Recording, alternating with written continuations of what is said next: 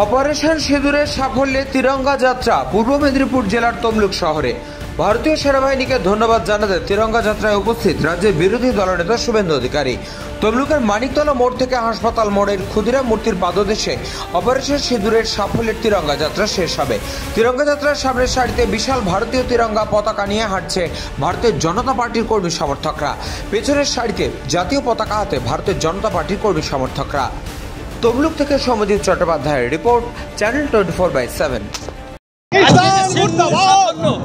আজকে সিঙ্গুর সাফল্যের জন্য যে পদযাত্রা, কি বলবো? আপনি ভাই তমলুকের ছেলে, তমলুকে ইন্ডিয়ান আর্মিকে প্রণাম করা হবে না, ইন্ডিয়ান আর্মি জিন্দাবাদ বলা হবে না, হিন্দুস্তান জিন্দাবাদ বলা হবে না, পাকিস্তানের ধ্বংস চাওয়া হবে না। এটা হতে পারে?